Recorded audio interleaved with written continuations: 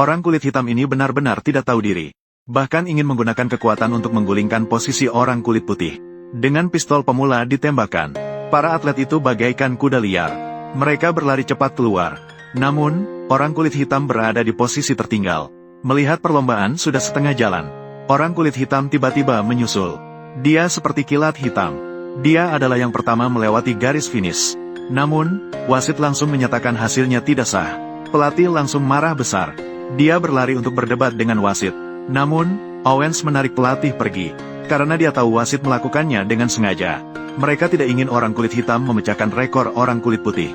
Menghadapi keputusan yang tidak adil ini, dia bersumpah akan menamparkan muka orang kulit putih di Olimpiade. Karena di era yang dikuasai orang kulit putih itu, orang kulit hitam tidak peduli seberapa hebatnya. Diskriminasi dan prasangka ada di mana-mana.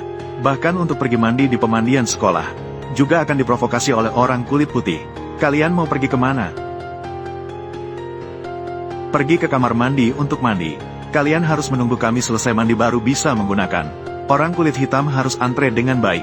Menghadapi diskriminasi yang telanjang ini, Owens sudah terbiasa. Tapi temannya sangat marah.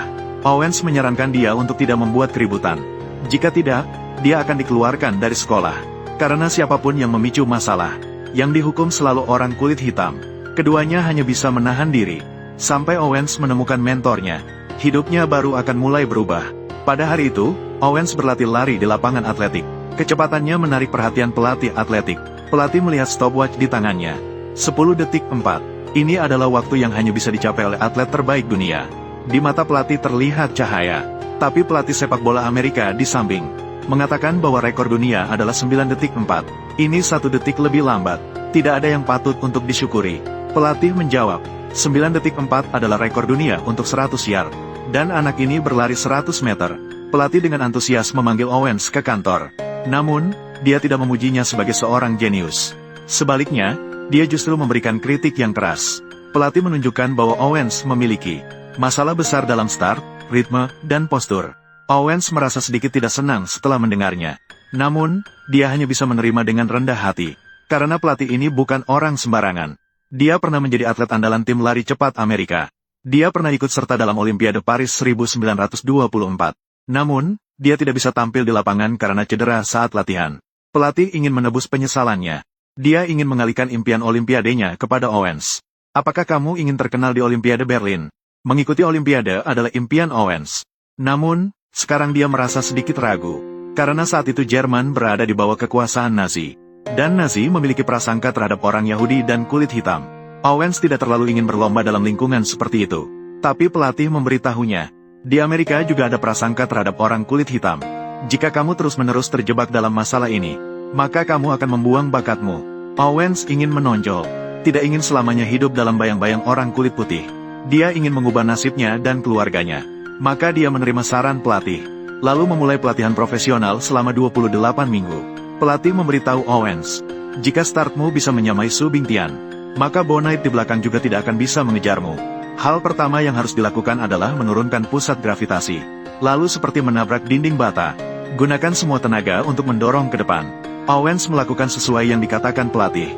Melalui latihan hari demi hari, kecepatan startnya meningkat pesat. Namun dia juga menjadi bahan ejekan pemain tim sepak bola. Kenapa kamu tidak digantung di tiang-tiang bambu itu? Betul, orang kulit hitam. Mari kita lihat bagaimana kamu tergantung di atas sana. Seperti kembali ke hutan, bukan? Ayo, badut gantung, naiklah. Meskipun Owens memilih untuk diam, namun ini sangat mempengaruhi fokus latihannya. Pelatih memutuskan untuk membela dirinya. Pelatih sepak bola juga ikut terlibat dalam pertengkaran. Menghadapi suara gaduh di ruang ganti, pelatih sama sekali tidak peduli. Dia fokus mengajarkan Owens. Kamu harus belajar untuk mengabaikan kata-kata jahat ini. Semuanya hanya kebisingan, semua itu. Ini semua kebisingan, apakah kamu mengerti? Jika ada yang menyukaimu, pasti ada yang membencimu. Tapi itu semua tidak penting. Karena bagaimanapun juga, kamu keluar dari masyarakat ini. Kamu hanya bisa mengandalkan diri sendiri. Kata-kata pelatih terukir dalam hati Owens. Dia menunjukkan senyum yang jarang terlihat di wajahnya. Sejak saat itu, dia belajar untuk mengabaikan kata-kata jahat tersebut. 3 hari kemudian, kejuaraan atletik nasional Amerika segera dimulai. Ini adalah kali pertama Owens mengikuti kompetisi resmi. Namun, dia tiba-tiba mengalami cedera sebelum pertandingan. Pelatih memikirkan karirnya. Dia menyarankan agar dia mengundurkan diri dari pertandingan ini. Namun, Owens bersikeras untuk tetap ikut. Dia ingin menguji hasil latihannya. Maka, Owens bertanding meski dalam keadaan cedera. Dia berhasil memecahkan rekor 100 yard, 20.054 DW 200 yard, rekor dunia untuk 225 yard gawang dan lompat jauh. Owens menunjukkan penampilan yang luar biasa. Dia benar-benar membungkam semua orang di sekitarnya. Dia juga menjadi bintang atletik yang terkenal di Amerika. Dia mendapatkan kualifikasi untuk berpartisipasi di Olimpiade Berlin. Saat dia pulang dengan bahagia untuk memberi kabar baik. Di rumah, ada tamu tak diundang yang datang. Dia adalah anggota Asosiasi Kulit Hitam setempat. Asosiasi berharap Owens membatalkan partisipasinya di Olimpiade Berlin. Karena Hitler sedang melakukan penindasan gila terhadap orang kulit hitam. Orang kulit hitam di seluruh dunia harus bersatu melawan peristiwa diskriminasi terhadap orang kulit hitam. Owens tertegun. Dia merasa seperti berada di persimpangan Y. Di satu sisi adalah mimpinya sendiri. Sisi adalah harapan dari kerabat. Dia tidak tahu harus memilih yang mana. Ayahnya menyuruhnya untuk mengikuti kata hatinya. Meskipun Owens sangat ingin ikut Olimpiade. Namun, setelah bujukan berulang dari anggota dewan, dia akhirnya memutuskan untuk mundur. Owens memberitahu berita ini kepada pelatih. Yang datang adalah kemarahan pelatih yang luar biasa. Kamu memiliki kemampuan untuk menciptakan sejarah. Dan kamu ingin menyerahkan kesempatan ini, ya? Begitu saja melewatkannya. Dengar, banyak orang menganggap saya sebagai panutan. Apa yang kamu maksud banyak orang? Siapa? Orang kulit hitam? Saya tidak peduli dengan hal-hal seperti ini. Karena kamu adalah dirimu sendiri. Kamu tidak perlu peduli dengan masalah ini. Owens berbalik dan meninggalkan tempat ini. Pelatih justru terjebak dalam kesedihan. Dia minum sendirian dengan penuh kesedihan.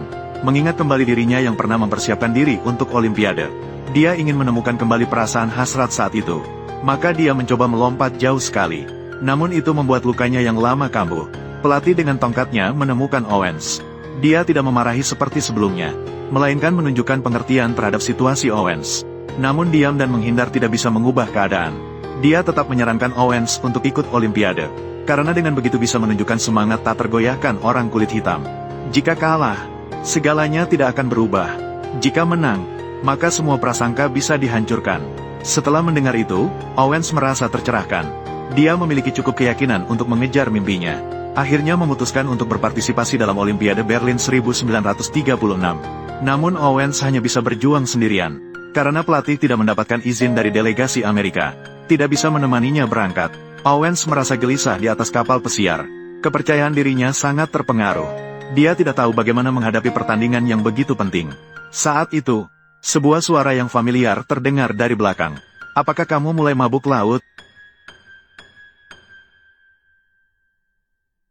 Pelatih, kenapa kamu datang? Seseorang harus memperhatikanmu. Jika tidak, dalam seminggu tubuhmu akan berubah. Pelatih bahkan naik ke kapal pesiar. Meskipun tidak mendapatkan izin resmi. Bahkan jika harus mengeluarkan uang sendiri. Dia tetap ingin menemani Owens berjuang di Olimpiade. Dengan pelatih di sisinya, Owens kembali mendapatkan kepercayaan diri. Dia melangkah dengan percaya diri ke arena Olimpiade. 120.000 penonton bersorak dengan semangat yang menggelegar. Dan balon udara besar yang melintas di langit membuat Owens bersemangat. Dia mengenakan perlengkapan terbaru. Berdiri di garis start lintasan 100 meter. Meskipun di tribun masih terdengar ejekan dari orang-orang, Owens tetap tidak tergoyahkan. Tatapannya sangat tegas. Dia sudah bisa sepenuhnya mengabaikan suara-suara ini. Dengan suara pistol pemula ditembakkan, para atlet segera berlari keluar. Kali ini Owens langsung memimpin di depan. Secara bertahap membangun keunggulan lebih dari 5 meter. Orang-orang di belakang hanya bisa melihat debu. 10 detik 3. Owens meraih juara lomba 100 meter. Wajah Hitler di podium menjadi pucat. Orang kulit hitam yang dia anggap rendah, ternyata meraih juara di kandangnya sendiri. Dia mengirim orang untuk memanggil Owens. Ingin meredam semangat Owens. Namun di bawah perlindungan ketua delegasi Amerika, Nazi tidak berhasil mencapai tujuannya. Pada hari berikutnya di lomba lompat jauh, Owens menghadapi lawan yang tangguh. Itu adalah atlet unggulan Jerman, Luz. Dia adalah atlet lompat jauh terkuat di Eropa. Hanya dengan satu lompatan, dia dengan mudah masuk ke final. Giliran Owens untuk tampil. Dia ingin terlebih dahulu mengenal arena. Namun, dia langsung berjalan ke dalam pit pasir. Karena tidak familiar dengan aturan Olimpiade. Hal ini membuatnya kehilangan kesempatan untuk lompatan pertamanya. Dia kembali ke titik awal untuk melakukan lompatan kedua. Namun, dia kembali melanggar aturan. Owens hanya memiliki satu kesempatan terakhir. Saat itu, terjadi momen mengejutkan di lapangan. Luz meletakkan handuk di titik lompatan, memberitahu Owens untuk melompat dari posisi itu. Tindakan ini sangat mencerminkan semangat Olimpiade. Orang-orang memberikan tepuk tangan untuk Luz. Owens juga mulai berlari. Meskipun dia melompat dari jarak yang cukup jauh dari titik lompatan. Namun, hasilnya cukup untuk masuk ke final. Dalam duel puncak antara yang hitam dan yang putih ini, Luz melompat pertama sejauh 7 meter 54 cm. Owens juga tidak mau kalah. Dia melompat pertama sejauh 7 meter 74 cm. Segera setelah itu, lompatan kedua Luz mencatatkan 7 meter 87 cm. Ini memecahkan rekor Eropa.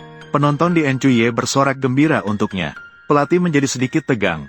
Namun, Owens melompat pada lompatan kedua sejauh 7 meter 94 cm. Rekor Eropa diperbarui dalam 2 menit. Tekanan kini berada di pihak Luz. Dia bersiap untuk memberikan segalanya pada lompatan terakhir. Namun, dia terlalu tegang. Tidak bisa menyesuaikan langkahnya. Melanggar garis dan kehilangan kelayakan untuk lompatan ketiga. Ini berarti Owens meraih medali emas lompat jauh. Dia sebenarnya tidak perlu melompat lagi. Namun, Luz menyarankan agar dia menyelesaikan lompatan terakhir. Untuk mengejar versi dirinya yang lebih baik, maka Owens melakukan lompatan kedua. Owens melompat tinggi tanpa tekanan hasil. Lompatan awal yang sempurna. Posisi di udara yang sempurna. 0,8 meter 06.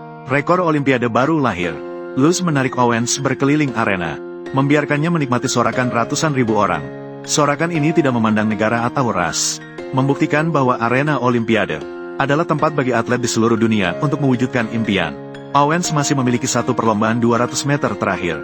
Jika ia bisa meraih satu medali emas lagi, ia akan menjadi atlet yang meraih medali emas terbanyak dalam satu Olimpiade setelah 36 tahun. Atlet yang memenangkan medali emas terbanyak di Olimpiade. Keluarganya mendengarkan radio dengan tegang di rumah. Semua kamera di arena juga mengarah padanya. Owens tidak mengecewakan harapan. 20,7 detik.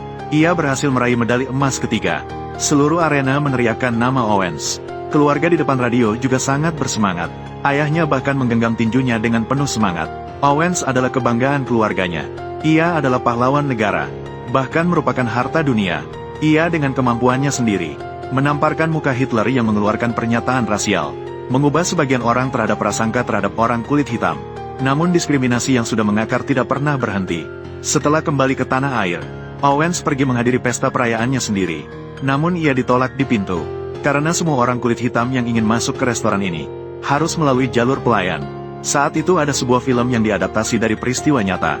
Owens adalah atlet hebat di awal abad ke-20. Kesuksesannya menginspirasi banyak orang kulit hitam dan orang-orang yang didiskriminasi dalam masyarakat. Namun bahkan sampai sekarang, kesombongan dan prasangka juga ada di mana-mana. Menghadapi suara-suara yang tidak harmonis ini, kita harus terlebih dahulu tidak terpengaruh oleh mereka. Karena jika ada yang menyukaimu, sebagian orang akan tidak menyukaimu. Ketika kamu keluar dari masyarakat ini, kamu hanya bisa mengandalkan diri sendiri. Berusaha meningkatkan kemampuan untuk bisa mematahkan prasangka. Orang-orang yang benar-benar luar biasa akan mendapatkan pujian. Orang-orang yang tidak berniat baik pada akhirnya akan mendapatkan hukuman.